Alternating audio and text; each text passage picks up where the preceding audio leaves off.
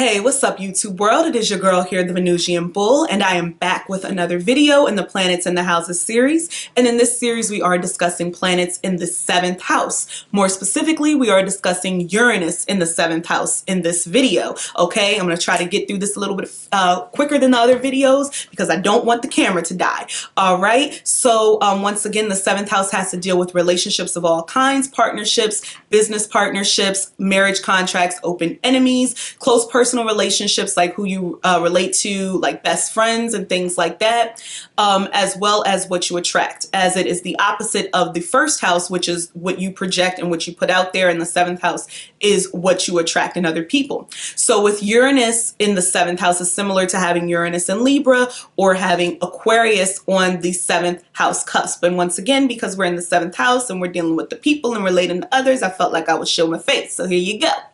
All right, so Uranus in the 7th house is a totally different type of energy. Like it's just very unique. You attract uniqueness and weirdness in other people, the black sheep. You attract really smart people. You attract people who are really about like technology and who are really progressive and advancing, who are really smart in terms of the math and the sciences and things like that. You may attract an astronaut or an astrophysicist or something like that with this placement, a chemist, or just even like a social media person, you know, somebody who's a content creator, or somebody who like develops apps and things like that.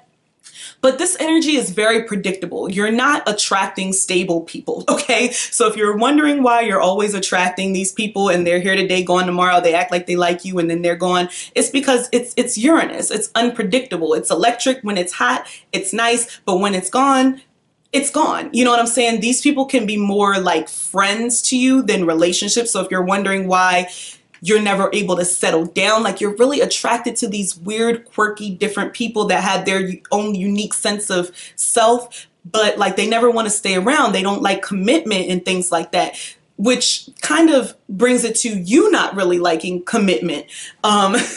You know what I'm saying? Because this is Aquarius energy or whatever. This is like the type of people, like you could be married, but like sleep in separate rooms. Like if you got money like that, you could even, you know, sleep in separate wings of the house or something like that, or you live in separate houses for a long time before you decide that you want to get married and be together. This is definitely eloping energy. This is, we're in Vegas, let's get married, let's just do it, because this is on a whim. This is spontaneous. This is unpredictable. This is sporadic. You know, this is rebellious, a type of energy, you know what I'm saying? So you attract the rebel, you attract the activist, you attract the type of person that's fighting for the greater good of people, you know what I'm saying? But they may not be so good in relationships because they don't understand how to deal with the one-on-one. Remember, the 7th house is all about one-on-one relationships and relating to people. And Uranus it's so out there. They're in other galaxies and shit like that.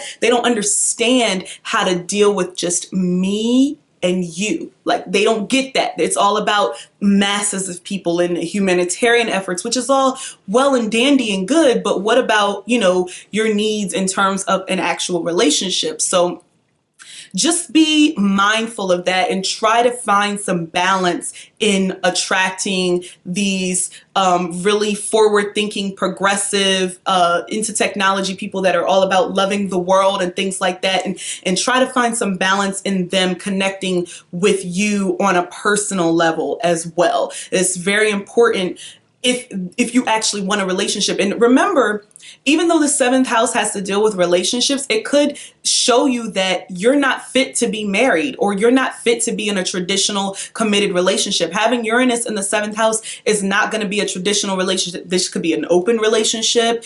This could be like a polyamorous relationship and stuff like that. You're always looking for something different. This is the forward thinking. This is the next. This is, you know, we going into like 2040 or something like that. This is not what was happening back in the day with the man bringing home the bacon, the woman taking care of the kids. Uranus in the seventh house is like, fuck that. I am not about that life. I am a progressive woman or a progressive man. I'm not about those, gender roles and all of that type of stuff.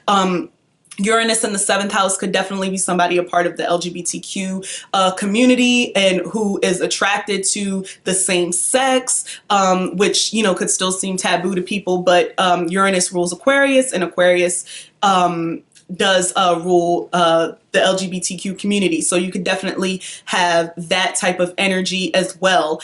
And you could just be attracted to people who this is kind of shitty, but that don't want to be with you, like, because that are just always they can be kind of cold, just like Saturn in the seventh house, and people who are not affectionate, people who are just like, they come off as being friendly, but then when you get to know them, you see that they don't really want you on this personal level. So that's why I'm saying you have to kind of realize what you want, and maybe you need to have a little here, you need to have a little there. You can't just, Uranus in the seventh house, it may just be difficult to be married to one person. Multiple marriages is definitely going to be a thing, because you're trying to figure shit out. Okay, this person was progressive, but they didn't have enough of this. And this person was, an activist or rebellious. They didn't have enough of this. This person was really quirky. I like the way they dressed. They look very weird and different and stuff like that, but they didn't have enough of that. So you could definitely have multiple marriages with Uranus in the seventh house, but you could also end up being alone, just like Saturn in the seventh house, because you don't necessarily need to be in a relationship or that traditional type of relationship. You don't seek that. So you can be by yourself and just kind of have your relationships with the world. But understand, with Uranus in the seventh house, this is somebody coming to your life that's teaching you not to be so reliant on relationships, not make relationships your everything, and to think about more of like the world as a whole. Be more progressive and forward thinking. Don't be so stuck in the status quo and what is. Always try to be revolutionary. You know what I'm saying? Always try to be different. Always try to, search for the be an innovator. You know what I'm saying? That's very Uranus in the seventh. Same, Mars in the seventh house too, being an innovator, but more so with Uranus in the seventh house. So just remember, if you don't remember anything about Uranus in the seventh house, just remember tradition just goes out the door with Uranus in the seventh house. So you could literally be attracted to pretty much anything or anybody. You can be very free when it comes to your attraction to people, and that can kind of throw people off. You know what I'm saying? So definitely understand that. Let me know if you have this placement and if this resonates with you, and if there's anything that I may have missed. And remember to like, comment, and subscribe, and I will see you in the next one. Bye.